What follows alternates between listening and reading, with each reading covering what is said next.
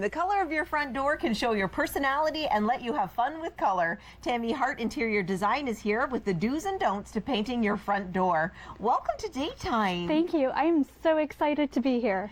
It's pretty cool when you think about painting your front door, because a lot of time we just keep the builder paint color and freshen that up sometimes. Yes. But if you go to places like Ireland and you travel around, you see magnificent colors and Stunning doors. it really highlights people's personality, and we can do that right here in Canada too. Absolutely, we can. So let's talk about the do's and don'ts. You say your first do is to choose a color that suits your personal style. For sure. So your home speaks to your personal style, right? And so what you want is that first welcome for your guests to be as welcoming as when they walk into the house. And so you might want to make sure that you have a paint color on your door that's almost flowing into your existing paint color or your paint scheme that is already in your house. Well, the second question says, don't be afraid of vibrant hues. So can you have vibrant hues on the outside if you don't necessarily have vibrant hues on the inside? Absolutely. What you could do is almost take your darkest feature color that's in your home and place it on your door. Or you could go really outside of that box and go with a hot red color like this. Or do a beautiful yellow or a stunning green. Those are all going to make your doors pop. What do we need to think about in terms of color with the outside brick color? If we have a brick on our home or a different paint color on the exterior, we sort of have to make sure that blends, right? Absolutely. You want to make sure it's going to contrast or match the rest of your home on the exterior. You're also going to want to make sure that you paint your garage the same color that you paint your exterior door. Oh, so you can't have your garage a separate color. I guess if you think about it, that's not going to look so great. It wouldn't look so great. If your lawn's not looking so great this year, you can really pop your door so that people are paying more attention to that. Exactly. The third one, you say, don't choose your paint colors on the inside. Yes. So light really changes the look of a color, the saturation of a color. So you're going to get the truest color when you throw a couple of sample colors onto your door. So grab a paintbrush, slap some paint on that door, and decide then what color that you're going to like. Don't do it inside your house. Makes a lot of sense. The fourth one is, do choose the right paint. Yes. So you're going to either want to go with a gloss, which is going to give it a rich sheen, or a semi-gloss. What do you do to prep the door first? Oh, that I leave to the contractors. Okay. What if you want to paint your existing door? If you want to paint your existing door, I think you're going to have to sand off your existing paint. Okay. Re-prime your door, and then go and put on your final coats. Probably a couple of coats that you're going to need. Or choose your color and hire someone else to paint your front door. Exactly. Okay, and the fifth one is, don't forget trim and screen door. Yeah, so it's not good enough just to slap on a beautiful color onto your exterior door. You can't forget all about that trim that's existing and your screen door, because that's all part of that beautiful appearance that's going to happen. So you're going to want to make sure that you pick a very beautiful complementary color to your new exterior door paint. And one of the things we're going to be talking about when we come back from the break is the reason that we're sitting here today is we're going to talk about stylizing the front entrance as a whole. Yes. And so I'm guessing that you're going to want to match the things you buy to that front door. Absolutely. So that's something you need to choose first. You've got to think about it as a process. So you're going to want to visualize what your door looks like and then choose all of your accessories from that. What do you find is the biggest trend right now in the front door color? Go with the vibrant colors. I think that really accentuates your landscaping. It accentuates your architecture that you have going on.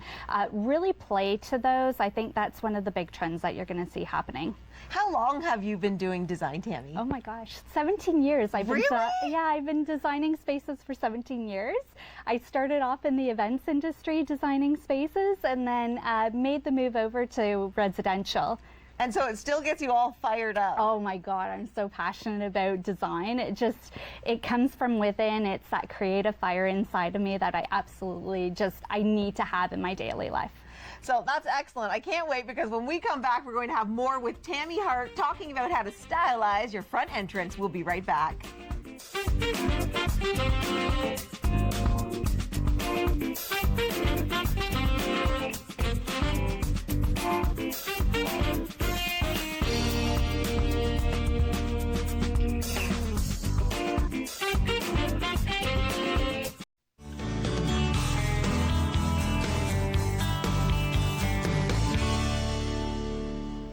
Welcome back to Daytime. Our next guest has tips to help you create a warm and welcoming entryway for your home sweet home. She is Tammy Hart of Tammy Hart Interior Design. I love the tips that you brought, and you've also brought along a lot of the products that we can use. And I do want to make sure that we mention that this all came from Sheridan today. Yeah, Sheridan Nurseries, they're fantastic. So they were able to provide us with all of this beautiful accessorizing equipment that we need. Because when we can see it, it's a lot easier for us to begin doing it. So the first thing you say is to create a welcoming entrance. Yes. What do we need to know about that? So let's start from the floor up. So you're going to need some beautiful welcome mats.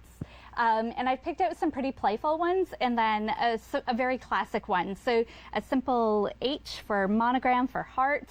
And then I love to be playful. So I love the Paris one. And then the florals, which will be able to really match with so many tones. And it really freshens up the front look, particularly if you've had the mat out all winter long. You've been traipsing across it with salt and Get snow. rid of it. And time to freshen up. Absolutely. The next step is to add furniture. So we're sitting on a piece right now. Yes, so this is a stunning cast iron little bench. A lot of front porches will have a little sitting area in them. So you can either do a bistro set, you can do a cast iron bench like this, put something out there so that your guests, if they want to, can sit there for a few minutes, or you could take some time and go outside on your porch and enjoy it. You said this is fairly reasonable priced. It's $300. Yeah, I think it was about $300. Okay. Yeah. If you don't have a large enough space, would you recommend, could you put this on your lawn or? I don't know if you would put it on your lawn. You could, depending on where you put it. A bistro set works. A couple of bistro chairs would look really nice on a front porch area as well. Gives you a place to enjoy that front. Yeah. Seasonal versatility, what does that mean? Okay, so you want to make sure that you're bringing in florals. So what we've done here is we have a beautiful urn that Sheridan has given us. And all I've simply done is put in some pussy willows. I'm all about simplicity. Keep it simple.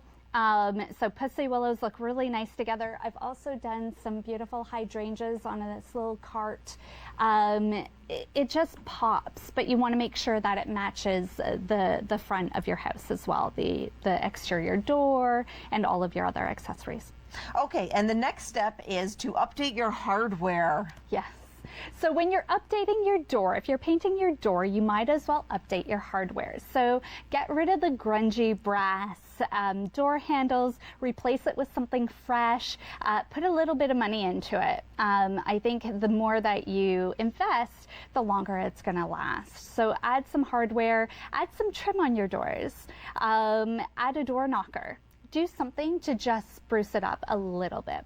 If you don't have a door knocker already on your door, is it fairly easy to attach one? I think so. I think it's just some screws into that will go with that. Because it just gives it that little bit of uniqueness. It does, and it doesn't have to be the traditional door knocker with the round ring. You know, they have a lot of what's known as door knobs. So they're just literally almost like a finial that goes on your front door.